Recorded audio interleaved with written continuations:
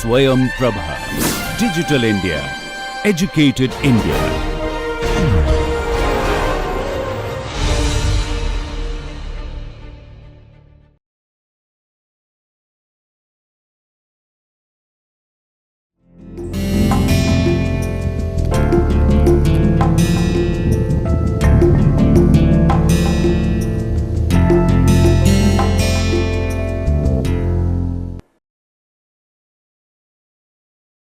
Dear students, now is the time to study about the concept of rights and duties. This is Professor Anupam Jha who will tell you about the concept of rights and duties in the whole study of jurisprudence.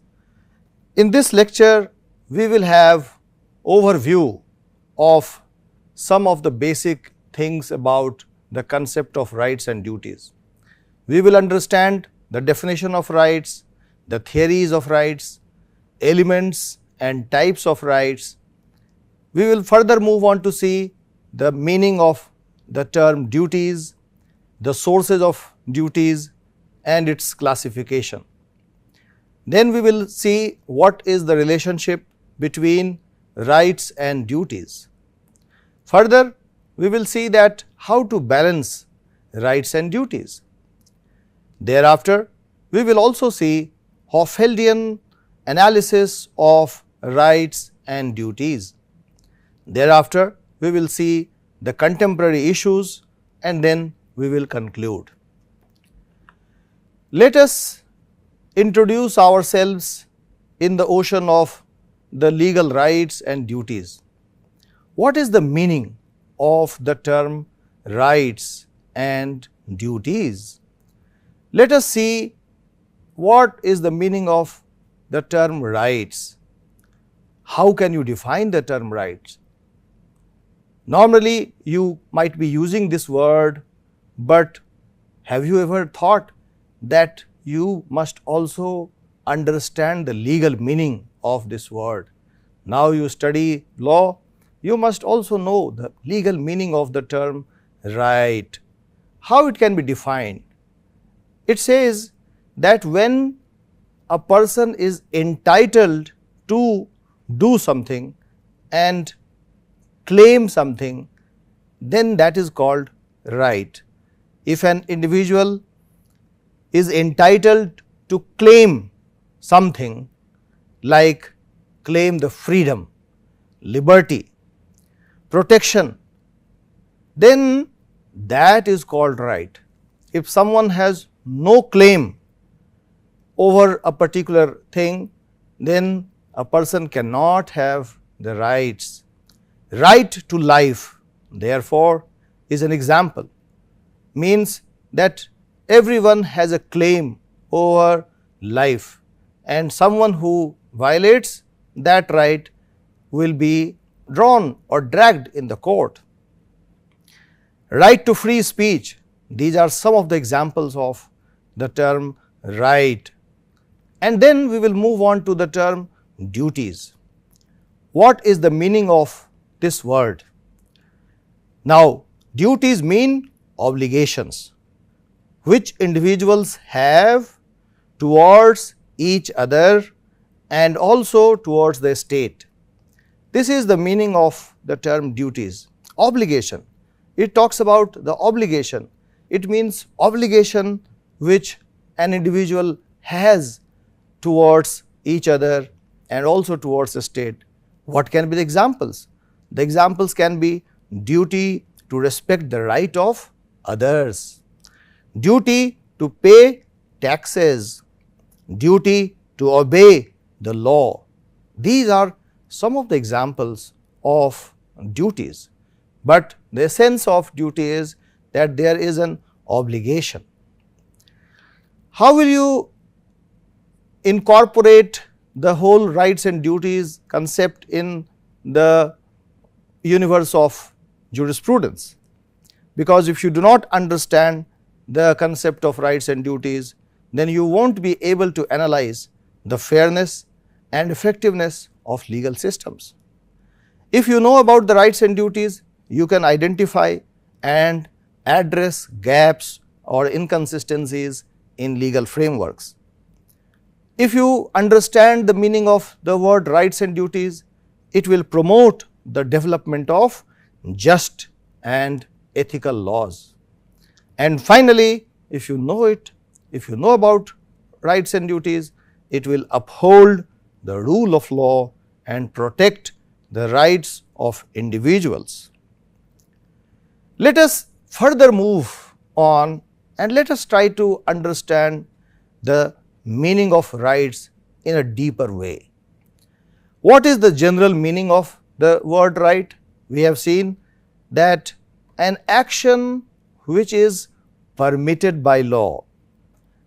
If an action is permitted, this is the right. These are the legal rights.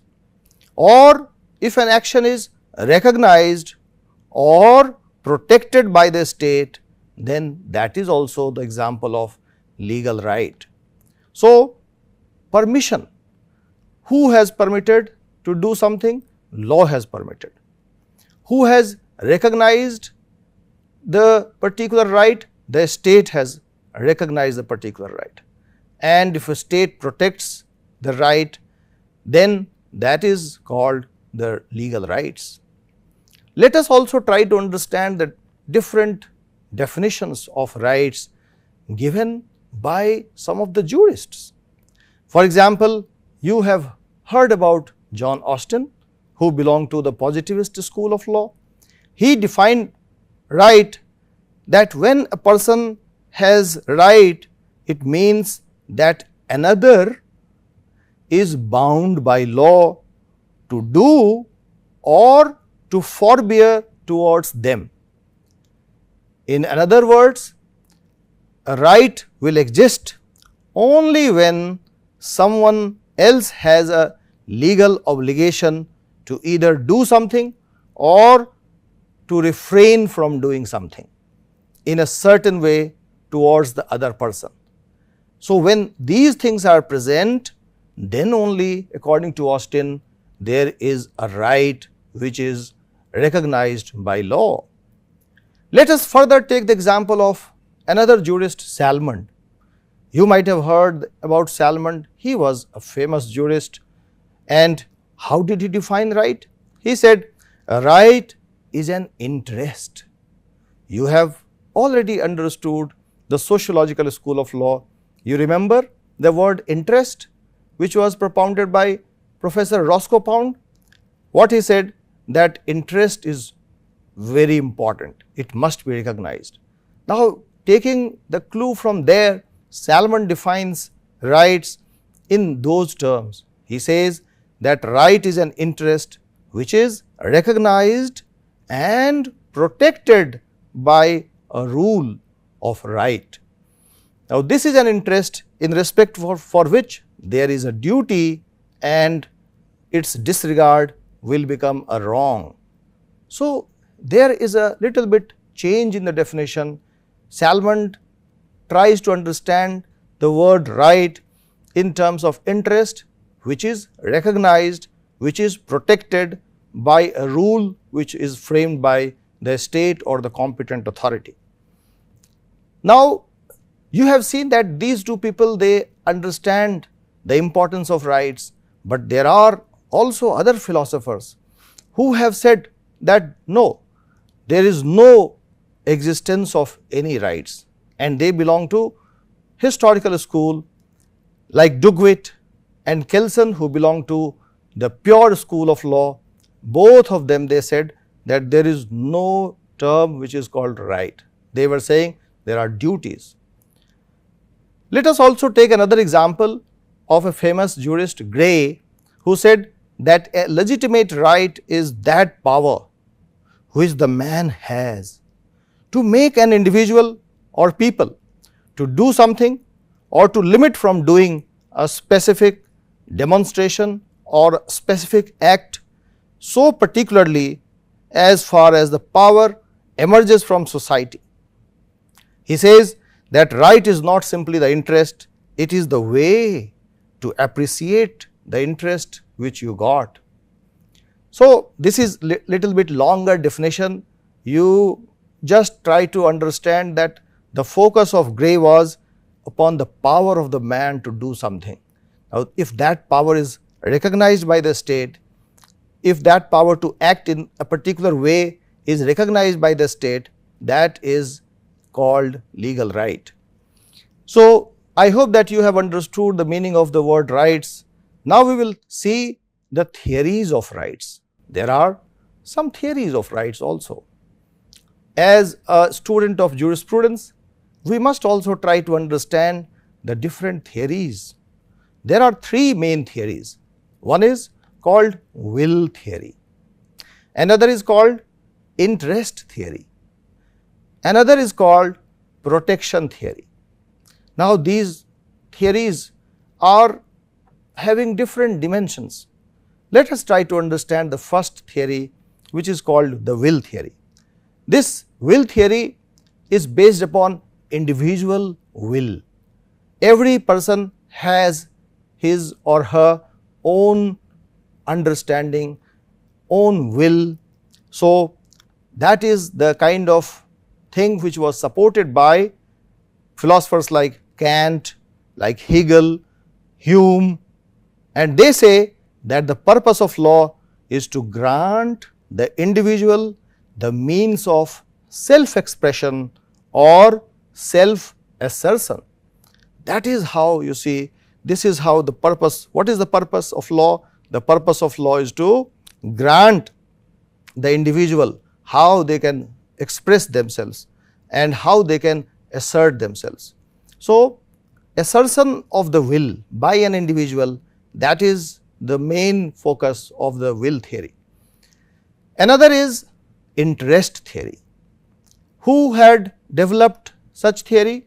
These theory were promoted by sociological school, and you might have heard about the great philosophers Salmond, Allen and Ehring.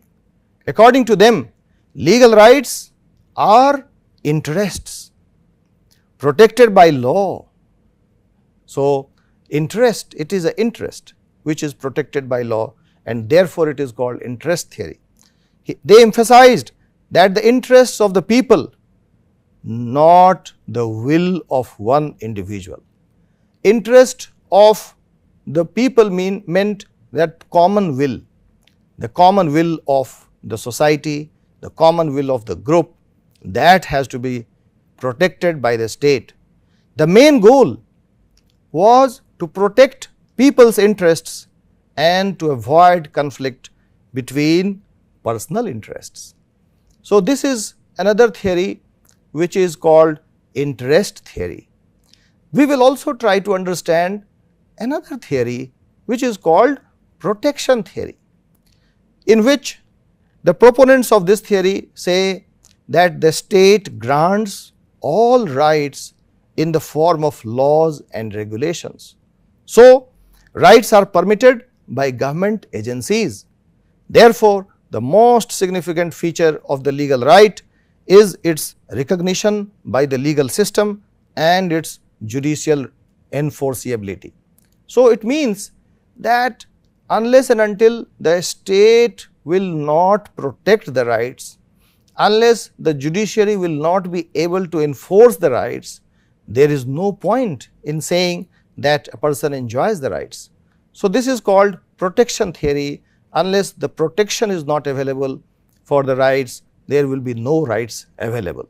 So, I hope that you might have understood these three theories. First was will, other was interest, and the third was protection theory. Further, we will move on to see the elements of rights. What are the main elements of rights? Just saying that if someone has claim against other, will that be, it is a very general kind of definition, but also you will have to identify the main elements of rights. If all those elements of rights you identify, then it will be sufficient to understand the concept of rights. According to the famous jurist Salmond, there are 5 elements of rights. The first element is the content of right. The content of right means that there will be some act, and on the other hand there will be some forbearance. So, this is called the content of right.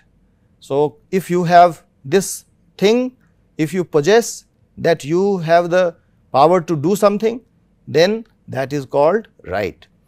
Next is person of incidence or persons who are bound to do something. If suppose if someone says that I have the right to get protection of my body, then what will happen? Person of incidence will be all those persons who are bound not to harm you. So, this is called person of incidence. Next is subject matter, person in whom the right is vested. Who is the person in whom the right is vested? And thereafter there will be object of right. What is the object of right? It means that thing in respect of which the right exists. For example, if a person has a piece of land and he claims that I have the right of its owner, then what does it mean? That what is the object of that right? The land, the thing in which the right exists. Finally, the title. Salmon says that this is also one of the very important element of the term right. Title means that's again come back to the example of having the piece of land in the name of someone. Then title, if there will be no title, then the person will not enjoy the right over it. Title means you are the rightful owner of the property. You have the document in your name. So, unless you do not have this title, you do not have the right. So, these are the 5 elements of the term rights as was given by Salmon. So, next we will now move on to the types of rights. Once you have understood that what are the elements of rights, how the right can be defined, what are the different theories of rights, now is the time that we will see about the types of rights. There are different types of rights. One right can be called right in rem. Right in rem? What is this? Can it be said that in rem, is it an Indian term?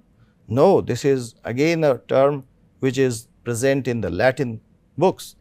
Right in rem means right available against the whole world. Another kind of right may be called right in personam. Right in personam means available, which is this right is available against a definite person. So, when you have the right against one definite person or some persons, then that will be called right in personam. But right in rem will be right against the whole world. These are the 2 types of rights which can be understood in one way. Another kind of right which can be understood in different way is positive rights and negative rights. Positive right means that right where there is a correlative positive duty, and negative rights are those rights where there is a negative right that the person will not be harmed. So, this is called negative right, that someone else has the power that we will not do anything, because otherwise what will happen, that there will be the negative right. Next is personal rights and proprietary rights. Proprietary rights mean rights relating to property, the ownership of property. Personal rights mean rights relating to the person.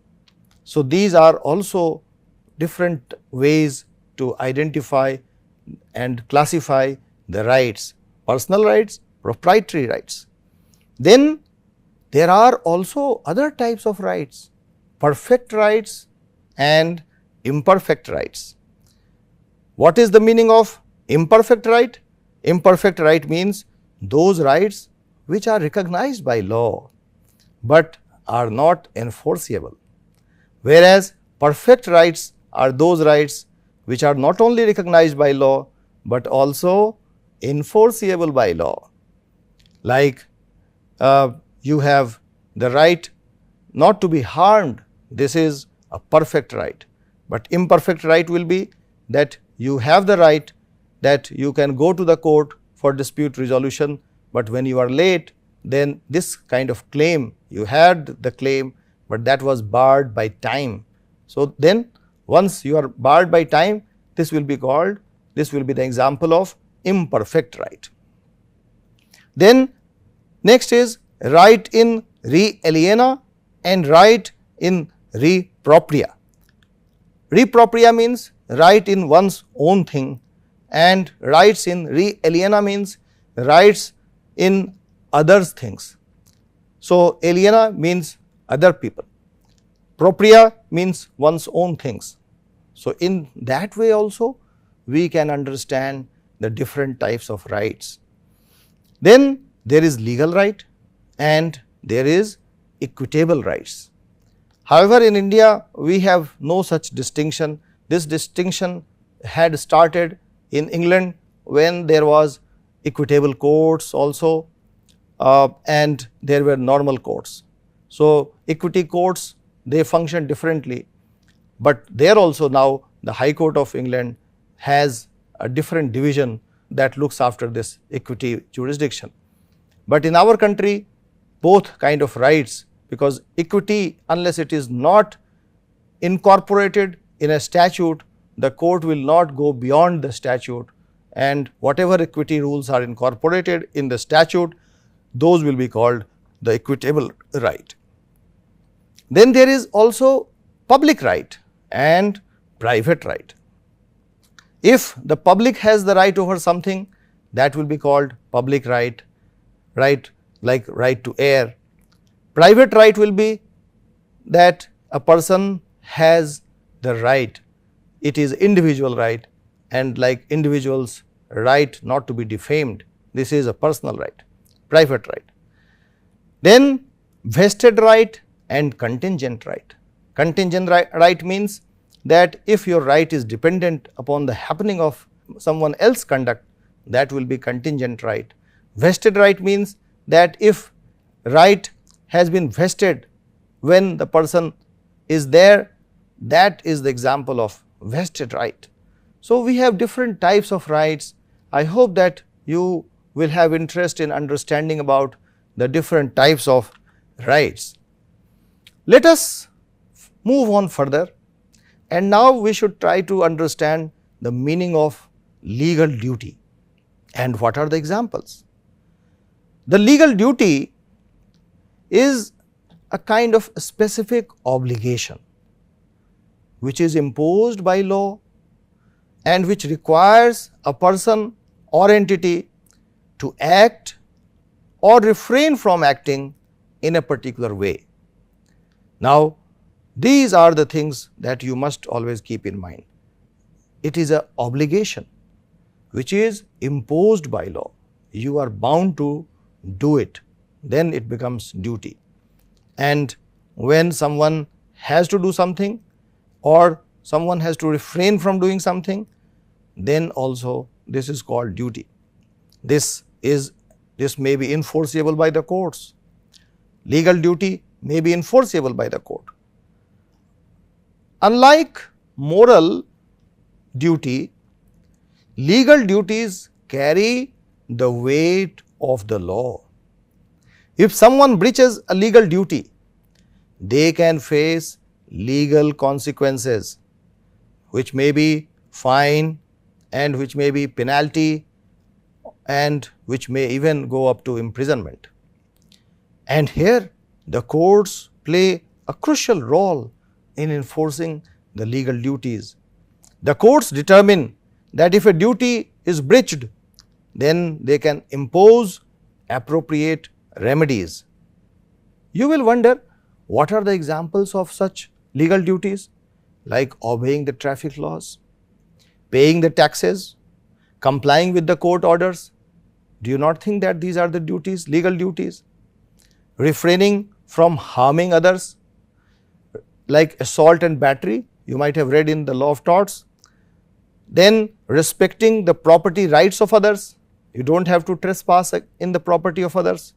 Fulfilling contractual obligations, is this not the duty? If you will not fulfill the contractual obligation, then the law of contract will come into picture and you may be imposed some fine. Some duties which arise from specific roles, like doctors. Doctors have a legal duty to provide competent medical care.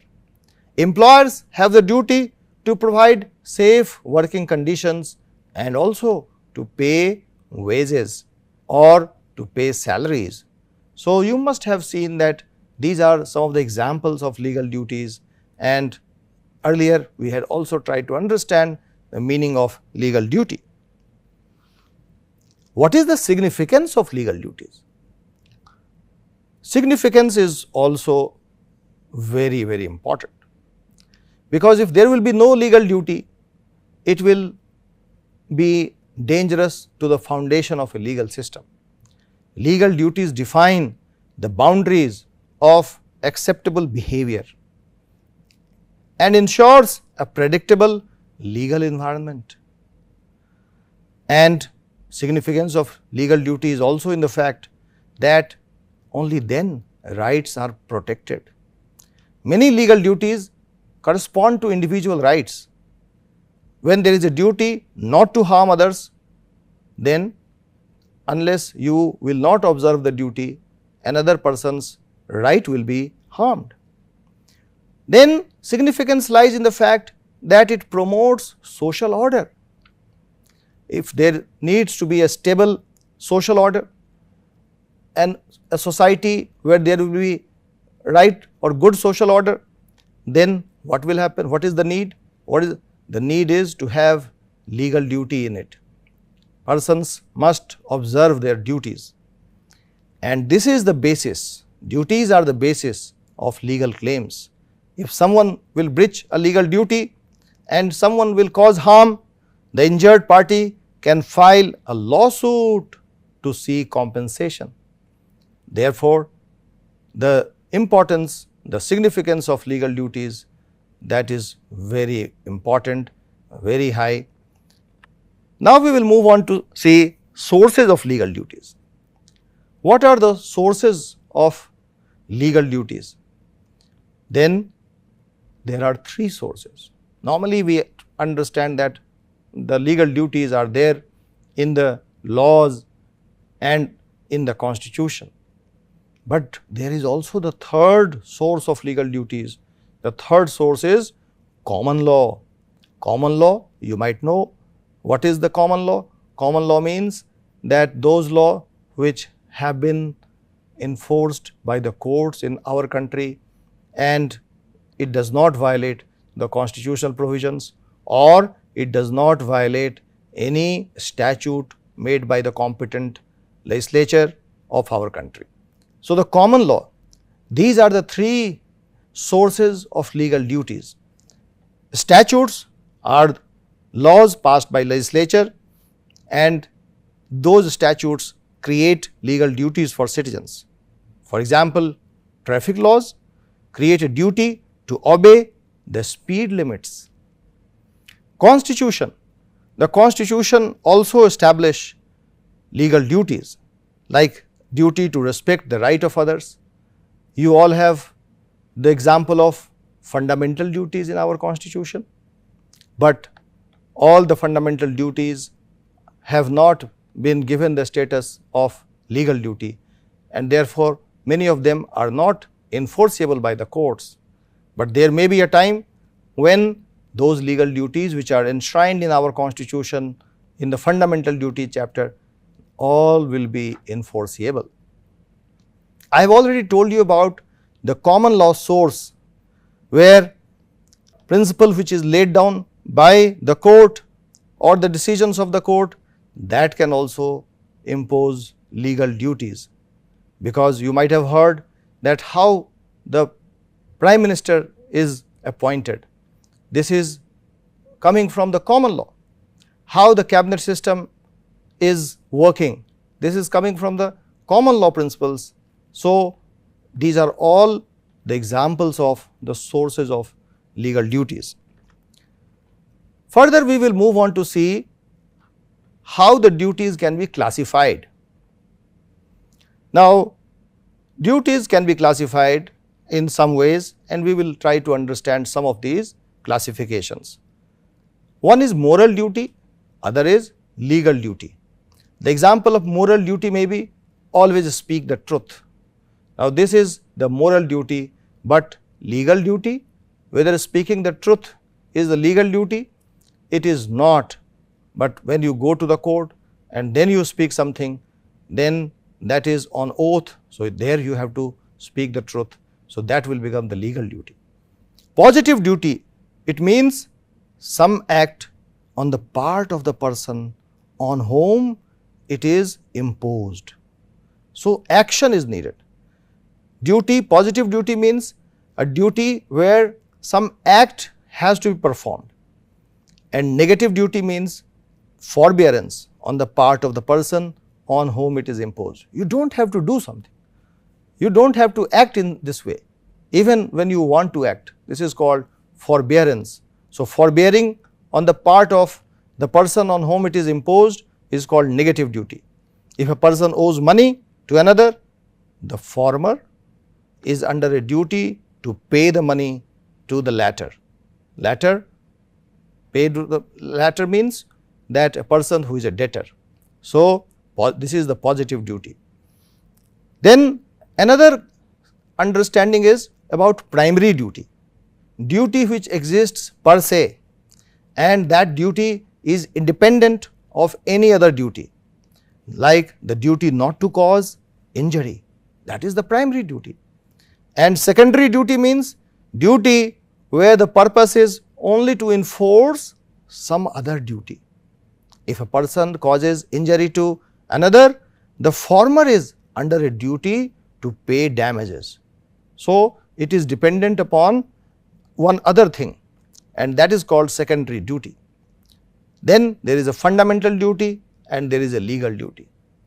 You might wonder that our constitution has also incorporated fundamental duties, and still it is not enforceable, but the status of fundamental duty should be even higher than the legal duty. And therefore, when legal duties are enforceable in courts, why not the fundamental duties? It is very important to observe the fundamental duties and to abide by it. We will now move on to look at the relationship between rights and duties. You have understood rights and duties. Now, what is the relationship? Is it reciprocal in nature? And from there, we will develop a word which will be called co-relationship, coexistence.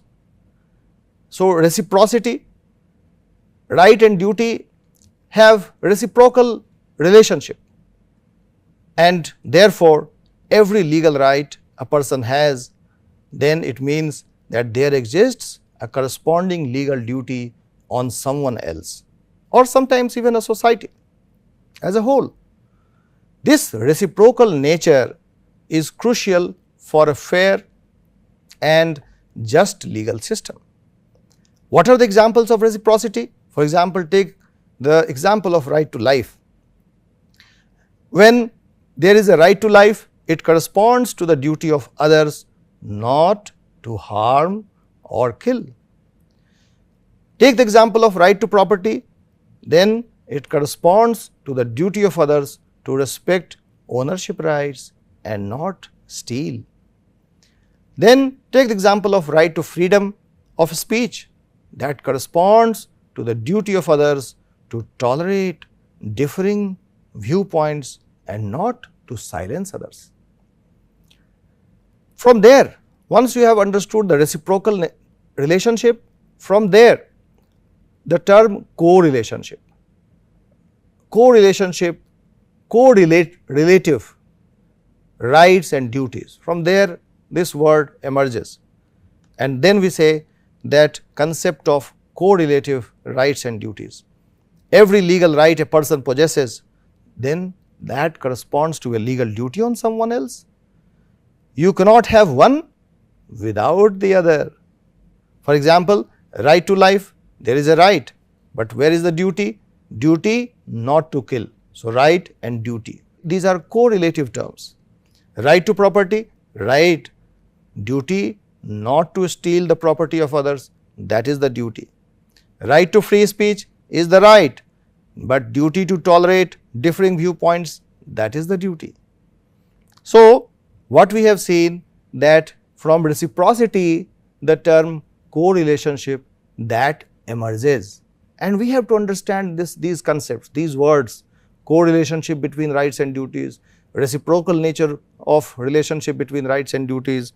Once you understand this, then we will further move on and try to understand a very important concept which was forwarded by a very famous jurist from US. His name was Hoffeld.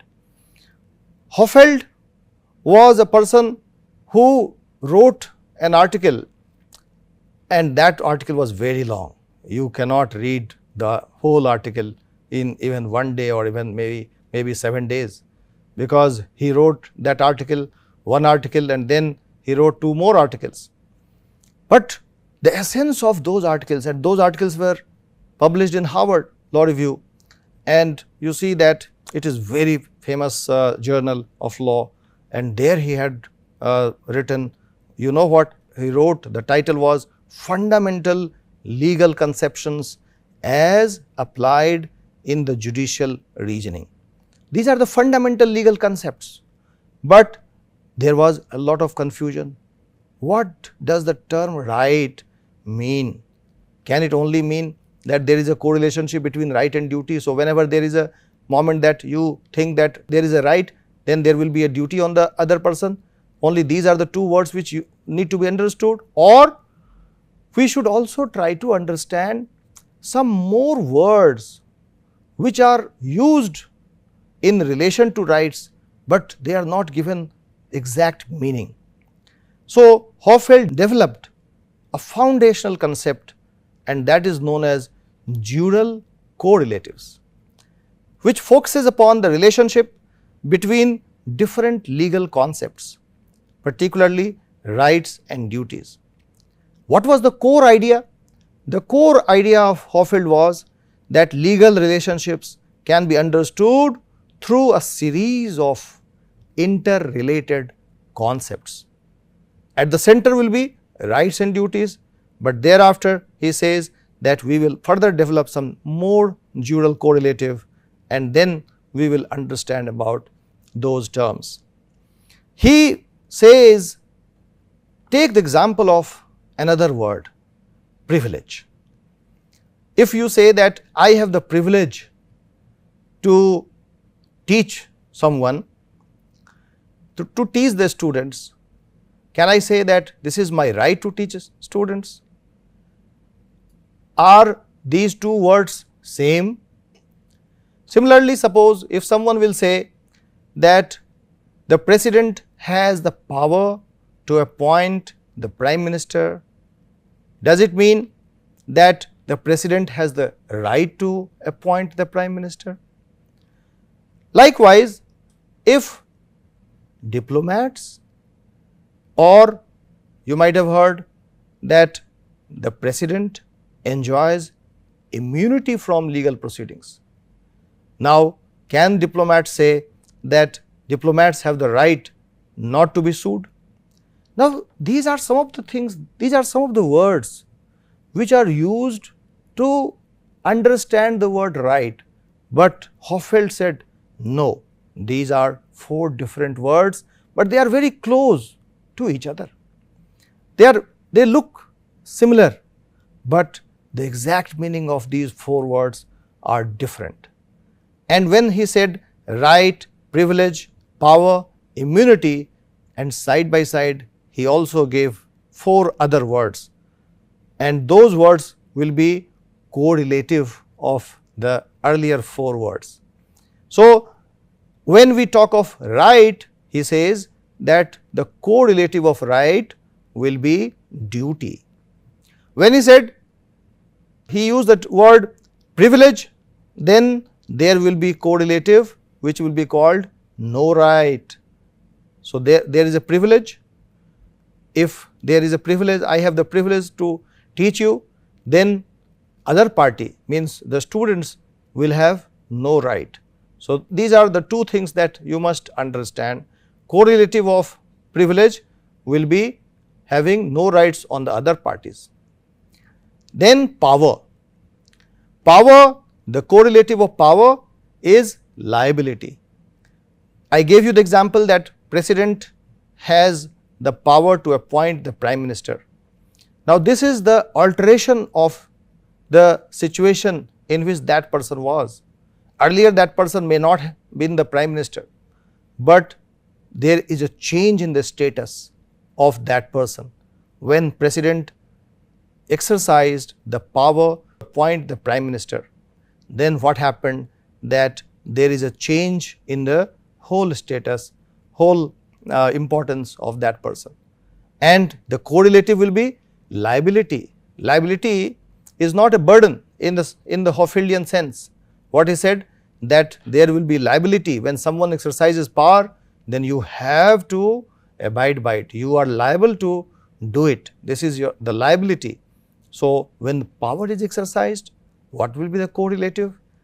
The correlative will be called the liability. Next is immunity.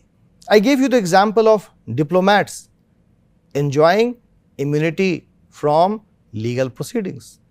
I gave you the example of president and governors while in office, they cannot be sued in the court, and therefore, what will be the correlative of immunity? The correlative will be disability. So, other persons are disabled. Suppose if currently there is the office of president, then if someone will try to sue him while he is in the office or she is in the office, whether it can be done? The answer is, the correlative is what? Disability.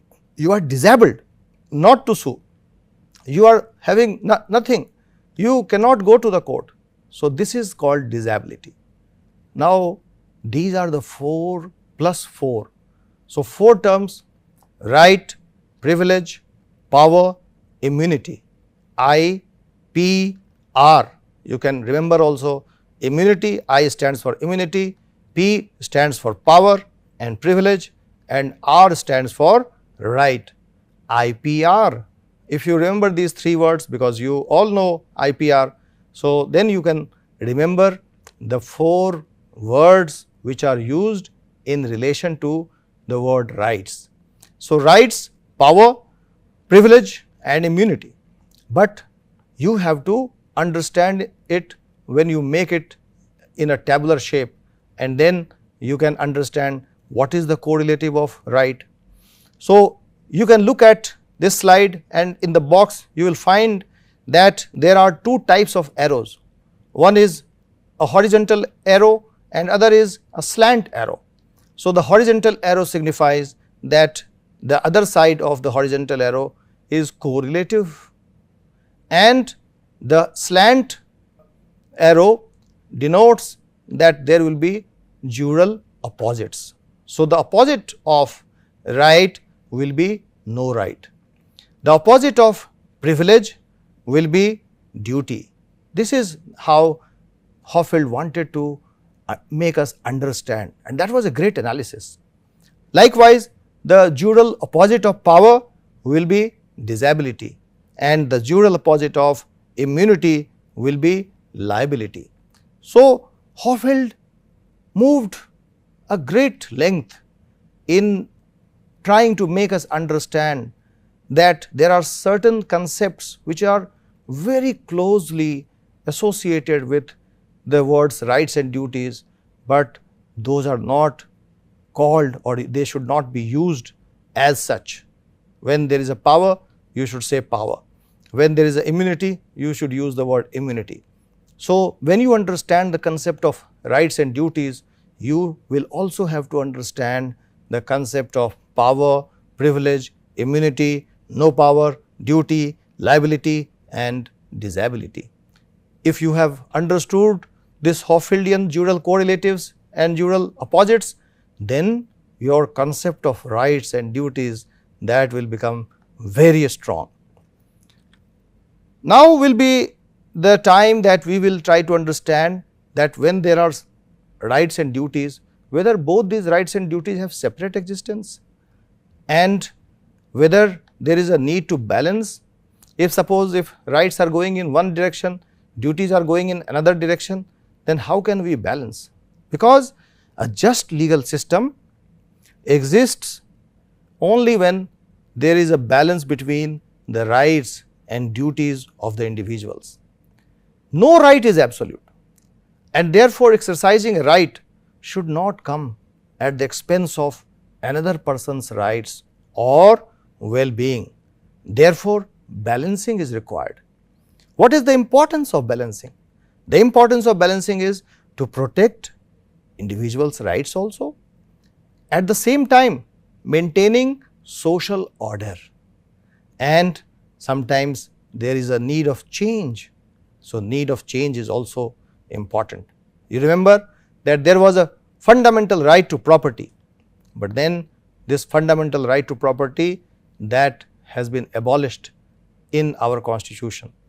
That was called a fundamental right earlier, but now there is a change. And why this was a change?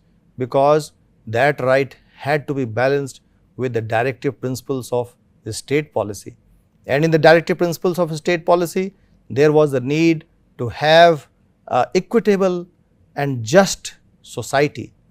So, to make equitable and just society, the judiciary sometimes in some cases they try to balance the duties and directive principles of state policies with the right of the individual.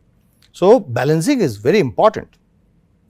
What will be the factors which will be needed to consider when balance is made? Nature of the right. What is the nature of the right which needs to be balanced? The importance and fundamentality of the right, like right to life. This right is very fundamental. Now, it will be very difficult to take away or balance this right, even when in the other side there is a very different kind of socio-economic objective. Nature of the duty. What kind of duty is involved? The importance, the purpose of duty being imposed, like duty not to harm, that is a very important duty. Duty to pay taxes, that is also an important duty, but it will depend that on the other side what is the right involved, and when we understand that, then only we can say that balancing will be very, very important. Next factor which should be considered is about potential harm. What will be the potential consequences of allowing the right to be exercised freely versus enforcing the duty? And this is also to be understood while a judge or the lawyer who wants to balance the relationship between rights and duties, the judge especially has the importance, they must understand the importance that what will be the potential harm if a right is not protected or if the duty is not being observed. Competing interests, sometimes multiple rights or duties might be in conflict, like freedom of speech and right to privacy. There will be right claimed by some person that we have to transmit this information, but then on the other side there will be a claim of right to privacy. How these two competing interests, how these two competing things, they have to be balanced. Now, this is important because it will be important when you understand the concept of rights and duties, that sometimes it will be very important to weigh the whole weight of rights and a particular duty. What is the mechanisms? What will be the mechanisms to balance? There you have to understand that there is no such difficulty to go and do some research. What? You have the constitution, and when there is a constitution, we have the also courts. These courts are given the power to review some laws, and those laws are there in front of you. If you become a judge, in front of you there will be laws which will say that which right needs to be protected and which duty needs to be enforced. So, constitution and legislation also. A statute is there, and if a statute has given some right, then that has to be enforced, and thereafter there will be judicial review. Even if there is no satisfaction, then someone can go to the court and judge will have to balance the competing interests on the basis of the constitutional provisions. Like you might have heard the case of Keshwanan Bharti versus state of Kerala, where such kind of issues arose, that what will happen to the right to property, and on the other hand the state was saying that no, this is not important, because more important than that is to ensure that there will be a just society, there will be equitable society, there will be a society where the resources will be equitably distributed, and therefore the Keshwaran Bharti, the court propounded the doctrine of basic structure.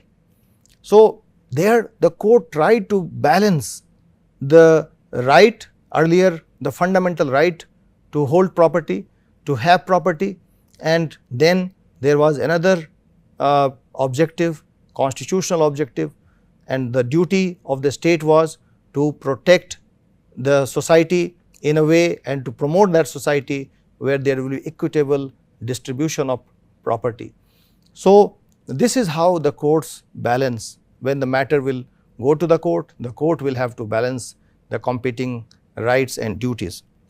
Now, once you have understood these things about rights and duties, the conceptual understanding of rights and duties, let us try to come to the contemporary issues and challenges which are related to the rights and duties. What are the emerging rights and duties? The legal landscape is evolving on a constant basis.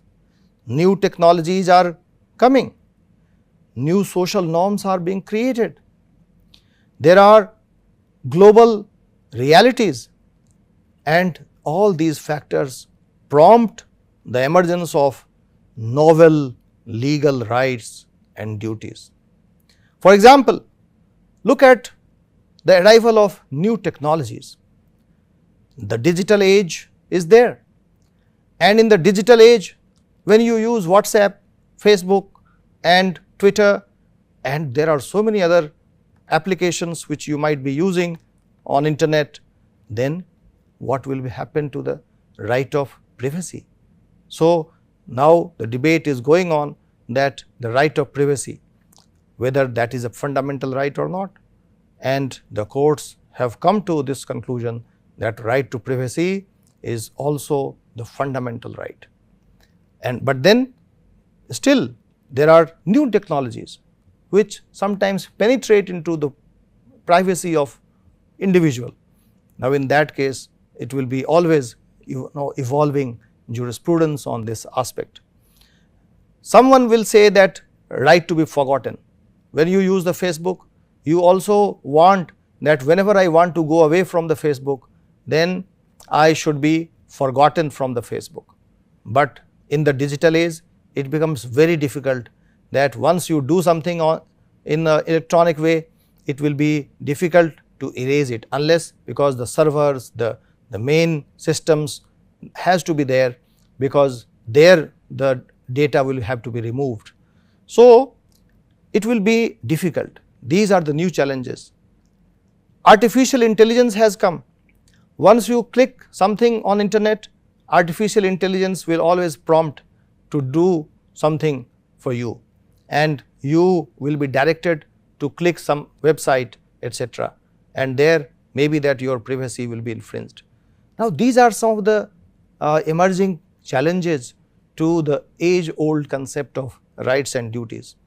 You might have heard about biotechnology, where the genes are being edited, and still there is another right of bodily autonomy. So, these are the things which you must see, that in such scenario what will happen to the concept of rights and duties in which we have understood. We have also the problem of climate change, and there whether the common right of getting pure air, clean environment, whether that is important, and therefore the rights relating to the clean air, right relating to the safe environment, that is also important. But then there is a right to get your company engaging in extraction of mines. So, these are some of the competing things, those are very important. So, these contemporary issues and challenges are to be also understood in the light of the conceptual analysis of rights and duties. In conclusion, we will say that you have to understand the meaning, the classification of rights and duties, and you have also to understand the Hoffeldian analysis of rights and duties, and thereafter you have to understand in this way that what is the future of rights and duties, whether the fundamental duties are to be made enforceable in the courts. This is also an important thing to think. So, with this I hope that you have understood the whole concept of rights and duties, and I am able to convey the meaning of rights and duties. I hope that you must have enjoyed it. Thank you so much for your kind attention.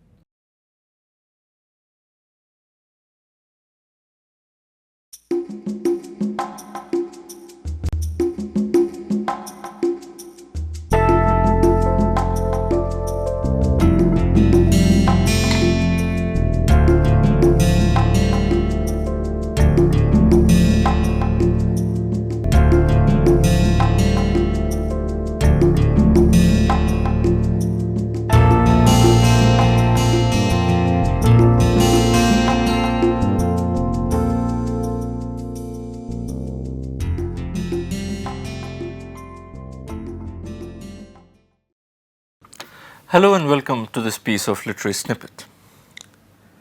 We usually know William Shakespeare as the most revered figure in the history of English literature. But we often tend to forget that he has also been one of the most hated figures in literature. And here I am not talking only about those boys and girls who have to memorize long sections from Macbeth or King Lear or Julius Caesar before they can go and sit for their school or college exams. But I am also talking about people who are themselves quite famous authors. Tolstoy, for instance, considered the writings of Shakespeare to be, and I quote, crude, immoral, vulgar, and senseless. George Bernard Shaw absolutely loathed Shakespeare, as he did Homer. But perhaps no other criticism about Shakespeare is more damaging than the one which says that Shakespeare is a marvelous storyteller, provided someone has told him the story earlier. Now, this piece of criticism is particularly damaging because it is true. None of Shakespeare's plays contain any original story whatsoever. They are all written using pre-existing materials, pre-existing stories. Now, does that diminish the stature of Shakespeare as a dramatist? Well, I'll leave that for you to decide. See you in the next episode of Literary Snippets.